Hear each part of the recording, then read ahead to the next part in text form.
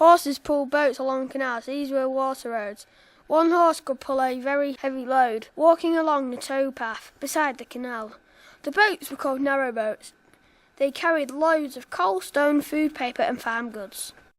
When the boat went through a tunnel with no towpath, one of the children took the horse over the hill. The men would lay on the roof and pushed the barge along with their feet.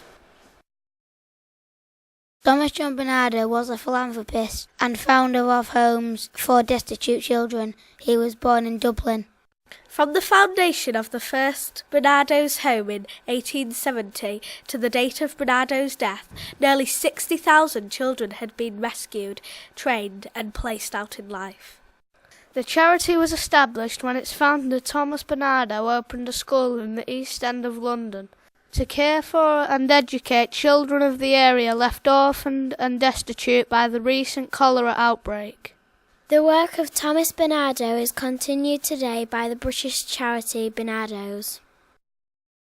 In 1841, a survey found that over 970,000 children were being forced to work for their living, either in farms, factories or coal mines, or even as servants. In 1840, many young children worked in mines.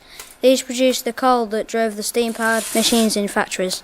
Children were often forced to work almost as soon as they could walk. This is not something new to the Victorian period, as children had always been expected to work for hundreds of years. Many children worked 16 hours a day in atrocious conditions. The penny black was the first stamp in Victorian times. It was invented before the red post box. People often used it to send Christmas cards. The inventor of the penny black was called Rowland Hill. Rowland Hill first sent the penny black in 1839. Until the 19th century, the British were disinterested in the seaside. Then in the mid-19th century, the seaside resorts began to attract visitors and holidaymakers. The establishments of railways give them easier access to the coast for day trips or longer. Couples, single people and children all enjoyed the delights of being beside the seaside. With the new visitors, new forms of entertainment and catering developed. Street musicians, Punch and Judy shows, minstrel shows, aquabats, whelk stands, ice cream carts, travelling photographers and peddlers all swarmed the beaches and promenades. For decades, the bathing machines ruled the sea. These were rooms or wheels dragged into the sea by horse, giving the privacy of indoor bathing. No lady would have considered bathing without its protection. Telephone was made in 1876 and was made by Alexander Graham Bell.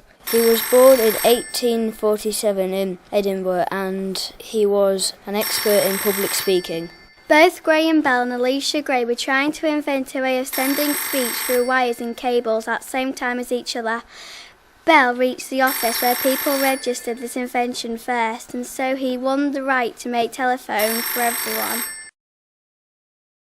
Before Victoria's reign started in 1837, nobody in Britain had heard of Santa Claus or Christmas crackers. A family celebrate Christmas at home. Many of our Christmas traditions began in Victorian times, such as Christmas fair, trees, carol singing, decorating with holly and ivy and Christmas cards. Victorians loved their parks and wanted them to be as beautiful as ever. Victorians liked their park to be in orderly fashion, for example, the bushes. They also liked the trees to be neat and tidy. Victorians liked decorating their park, for example, the flower bed around the pool or pond. Victorians liked building special bandstands for watching bands play. On Saturday, all Victorian women wear their most beautiful dresses and jewellery to impress the men.